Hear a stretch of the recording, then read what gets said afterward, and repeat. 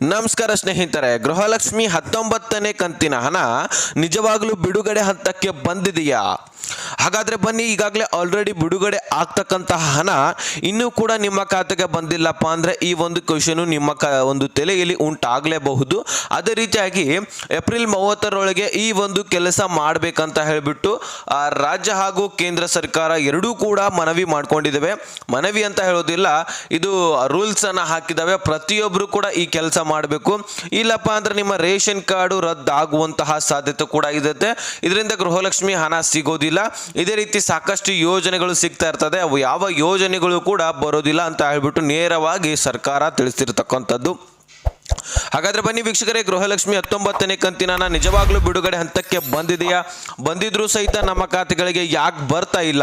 ಈ ಎಲ್ಲ ಮಾಹಿತಿಗಳನ್ನ ನಾವು ಒಂದೊಂದಾಗಿ ನೋಡ್ತಾ ಹೋಗೋಣ. ಚಾನಲ್ಗೆ ಸಬ್ಸ್ಕ್ರೈಬ್ ಮಾಡಿಲ್ಲ ಅಂದ್ರೆ ಇದೇ ರೀತಿ ಲೇಟೆಸ್ಟ್ ಆದಂತಹ ಅಪ್ಡೇಟ್ ಅನ್ನ ಕೊಡ್ತಾ ಇರ್ತೀವಿ, ಸಬ್ಸ್ಕ್ರೈಬ್ ಮಾಡ್ಕೊಳ್ಳಿ. ಈಗ ನಾವು ಡೈರೆಕ್ಟ್ ಆಗಿ ಟಾಪಿಕ್ಗೆ ಬಂದ್ಬಿಡೋಣ. ವೀಕ್ಷಕರೇ, ಗೃಹಲಕ್ಷ್ಮಿ ಯೋಜನೆಯ 19ನೇ ಕಂತಿನ ಹಣ ನಿಜವಾಗ್ಲೂ ಬಿಡುಗಡೆ ಹಂತಕ್ಕೆ ಬಂದಿರುವಂತದ್ದು ನಿಜ. ಆಲ್ರೆಡಿ ಈಗ ನೋಡಿದಿರಿ ನೀವು, ಈಗ ಏಪ್ರಿಲ್ ಸ್ಟಾರ್ಟಿಂಗು ಹೊಸ ವರ್ಷ ಅಂತ ಹೇಳ್ಬೋದು. ಇದು ಹಿಂದೂಗಳಿಗೆ ಅಷ್ಟೇ ಅಲ್ಲ, ಇದು ಟೋಟಲಿ ಬಜೆಟ್, ಸರ್ಕಾರಕ್ಕೆ ಹೊಸ ವರ್ಷ ಅಂತ ಹೇಳ್ಬೋದು. ಇಲ್ಲಿ ಹೊಸ ಬಜೆಟ್ ಪ್ರಾರಂಭವಾಗೋದು ಪ್ರತಿ ವರ್ಷದ ಏಪ್ರಿಲ್ ತಿಂಗಳಲ್ಲಿ. ಮಾರ್ಚ್ ಏನಿದೆ ಅದು ಎಂಡ್ ಆಗುತ್ತೆ. ಹೋದ ವರ್ಷದ್ದು 2024 ಎಂಡ್ ಆಗಿ 2025 ಏಪ್ರಿಲ್ನಲ್ಲಿ ಸ್ಟಾರ್ಟ್ ಆಗಿರ್ತಕ್ಕಂಥದ್ದು. ಈ ಒಂದು ಹೊಸ ಬಜೆಟ್ನಲ್ಲಿ ಗ್ಯಾರಂಟಿ ಯೋಜನೆಗಳಿಗಾಗಿ 51,000 ಕೋಟಿ ಹಣವನ್ನು ಮೀಸಲಿಡಲಾಗಿದೆ. ಅದರಲ್ಲಿರ್ತಕ್ಕಂತಹ ಹಣ ಈಗ ಬಳಕೆ ಮಾಡಿಕೊಂಡ್ರು ಏನು ಕಡಿಮೆ ಆಗೋದಿಲ್ಲ. ಸದ್ಯಕ್ಕೆ ಮುಂದಿನ ದಿನಗಳಲ್ಲಿ ಕಡಿಮೆ ಆಗೋದಂತೂ ನಿಶ್ಚಿತ, ಆದರೆ ಸದ್ಯಕ್ಕೆ ಹಣ ಕಡಿಮೆ ಬೀಳುವುದಿಲ್ಲ ಅಲ್ವಾ. ಆಲ್ರೆಡಿ ಈಗ ಹಣಕಾಸು ಇಲಾಖೆಯಿಂದ ಮಹಿಳಾ ಮತ್ತು ಮಕ್ಕಳ ಕಲ್ಯಾಣ ಇಲಾಖೆಗೆ ಹಣ ಬಂದಿದೆ ಅಂತ ಹೇಳ್ಬಿಟ್ಟು ಸುತ ಲಕ್ಷ್ಮೀ ಹೆಬ್ಬಾಳ್ಕರ್ ಅವರೇ ಅಪ್ಡೇಟ್ನ ತಿಳಿಸಿದ್ದಾರೆ. ಈಗ ಮೊನ್ನೆನೇ ಒಂದು ವಿಡಿಯೋದಲ್ಲಿ ನಿಮಗೆ ಲೈವ್ ಪ್ರೂಫ್ ಆಗಿ ತಿಳಿಸಿದ್ದೀನಿ ನಾನು. ಸ್ವತಃ ಲಕ್ಷ್ಮೀ ಹೆಬ್ಬಾಳ್ಕರ್ ಅವರು ಕ್ಲಿಪ್ ಸಮೇತ ನಾನು ಈಗಾಗಲೇ ಆಲ್ರೆಡಿ ಹಣಕಾಸು ಇಲಾಖೆಯಿಂದ ಹಣ ಬಂದಿದೆ, ಆ ಗ್ರಾಮ ಪಂಚಾಯಿತಿಗೂ ಕೂಡ ಹೋಗಿದೆ, ಅಲ್ಲಿಂದ ಈಗ ವಾಪಸ್ ಮಹಿಳಾ ಮತ್ತು ಮಕ್ಕಳ ಕಲ್ಯಾಣ ಇಲಾಖೆಗೆ ಬಂದಿದೆ, ಇನ್ನು ನಿಮ್ಮ ಖಾತೆಗಳಿಗೆ ಬರೋದು ಬಾಕಿ ಇರ್ತಕ್ಕಂಥದ್ದು ಅಂತ ಹೇಳಿದ್ರು. ಹೋದ ಮಾರ್ಚ್ನಲ್ಲಿ ಕೂಡ 2 ತಿಂಗಳ ಹಣವನ್ನ ಹಾಕಿದ್ದಾರೆ, 4,000. ಈ ತಿಂಗಳಲ್ಲಿ 3,000 ಅಂದ್ರೆ 3 ಕಂತುಗಳು 6,000 ಹಣ ಹಾಕ್ತಾರೆ. ಅಂದ್ರೆ ಇಲ್ಲಿ ಒಂದು ಕಂತು ಮಾತ್ರ ಹಾಕಿ ಇನ್ನೊಂದು ಕಂತು ಪೆಂಡಿಂಗ್ ಉಳಿಸಿರ್ತಕ್ಕಂಥದ್ದು ಕಂಡು ಬರ್ತಾ ಇದೆ. ಈಗ ಆಲ್ರೆಡಿ 18ನೇ ಕಂತಿನ ಹಣ ಕ್ಲಿಯರ್ ಆಗಿದೆ ಅಂತ ಹೇಳ್ಬೋದು, ನಿಮ್ಮ ಖಾತೆಗಳಿಗೆ ಆಲ್ರೆಡಿ ಬಂದಿದೆ. ಆದ್ರೆ ಈಗ 19ನೇ ಕಂತಿನ ಹಣದಲ್ಲಿ ಕೊರತೆ ಉಂಟಾಗ್ತಾ ಇದೆ, ಮತ್ತೆ ಸ್ವಲ್ಪ ಡಿಲೇ ಮಾಡ್ತಾ ಇದ್ದಾರೆ, ಲೇಟ್ ಮಾಡ್ತಾ ಇದ್ದಾರೆ. ಆಲ್ರೆಡಿ ಹಣ ರಿಲೀಸ್ ಆಗಿದ್ರು ಸಹಿತ ಯಾಕೆ ಲೇಟ್ ಮಾಡ್ತಾ ಇದ್ದಾರೆ ಗೊತ್ತಾಗ್ತಾ ಇಲ್ಲ. ಆದ್ರೆ ಸದ್ಯಕ್ಕೆ ಮಾತ್ರ ಲೇಟ್ ಆಗ್ತಾ ಇರುವಂತದ್ದು ನಿಜ.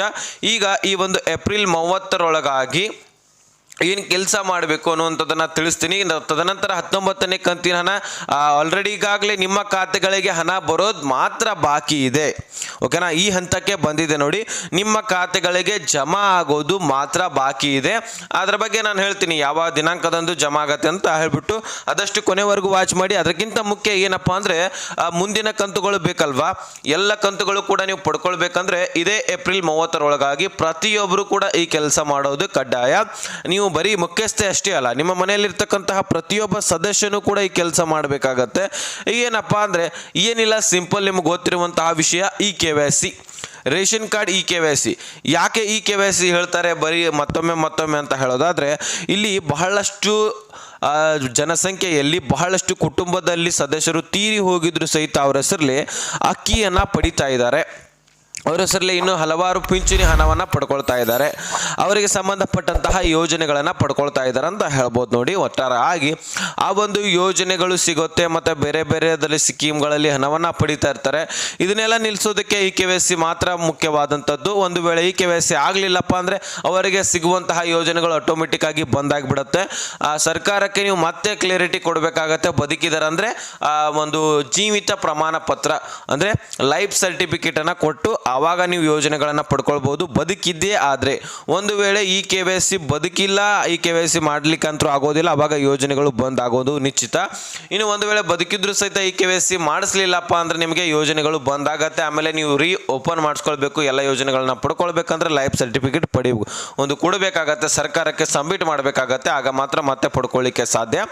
ಸೊ ನೋಡಿ, ಪ್ರತಿಯೊಬ್ಬರು ಕೂಡ KYC ಈಗಾಗಲೇ ಮಾರ್ಚ್ 31ರ ಒಳಗಾಗಿ ಮಾಡಿಸ್ಕೊಡಿ ಅಂತ ಮೊದಲೇ ಹೇಳಿದ್ರು, ಮತ್ತೆ ಅದನ್ನ ಎಕ್ಸ್ಟೆಂಡ್ ಮಾಡಿ ಅದನ್ನು ಡೇಟನ್ನು ಮುಂದೂಡಿ ಈಗ ನಿಮಗೆ ಮತ್ತೆ ಅವಕಾಶವನ್ನು ರಾಜ್ಯ ಹಾಗೂ ಕೇಂದ್ರ ಸರ್ಕಾರ ಕೊಟ್ಟಿದೆ. ಪ್ರತಿಯೊಬ್ಬರು ಕೂಡ ಯಾರ್ಯಾರು ಮಾಡಿಸ್ಕೊಂಡಿಲ್ಲ ನೋಡಿ, ಎಲ್ಲರೂ ಕೂಡ ಬೇಗ ಹೋಗಿ ಈ KYC ಮಾಡಿಸ್ಕೊಳ್ಳಿ. ಇಟ್ಟು ನೋಡಿ, ಈಗ ಗೃಹಲಕ್ಷ್ಮಿ ಯೋಜನೆಗೆ ಸಂಬಂಧಪಟ್ಟಂತಹ ಮಾಹಿತಿ ಇತ್ತು. ಈಗ 19ನೇ ಕಂತಿನ ಹಣ ನಿಮಗೆ ಇದೇ ವಾರದಲ್ಲಿ ಬರಲಿದೆ ಎನ್ನುವಂತಹ ಮಾಹಿತಿ ಲಭ್ಯವಾಗಿದೆ. ಆಲ್ರೆಡಿ ಹಣಕಾಸು ಇಲಾಖೆಯಿಂದ ಆಲ್ರೆಡಿ ಹಣ ಬಿಡುಗಡೆ ಆದರೆ ಮುಗಿದೋಯ್ತು. ನಿಮ್ಮ ಖಾತೆಗಳಿಗೆ DBT ಮುಖಾಂತರ ಟ್ರೆಜರಿ ಮುಖಾಂತರ ಜಮಾ ಆಗೋದು ಮಾತ್ರ ಬಾಕಿ ಇದೆ. ಹೀಗಾಗಿ ಯಾರು ಕೂಡ ತಲೆ ಕೆಡಿಸ್ಕೊಳ್ಬೇಡಿ, ನಿಮ್ಮ ಖಾತೆಗಳಿಗೆ ಹಣ ಬಂದೇ ಬರುತ್ತೆ. ಇಷ್ಟು ಲೇಟೆಸ್ಟ್ ಆಗಿ ಅಪ್ಡೇಟ್ ನಿಮಗೆ ಸಿಕ್ಕಿದೆ. ಆದರೆ ನೆಕ್ಸ್ಟ್ ಮಾಹಿತಿ ಸಿಗೋಣ. ಲಿಸ್ಟನ್ ಬಾಯ್ ಬೇಡಿ ಫ್ರೆಂಡ್ಸ್.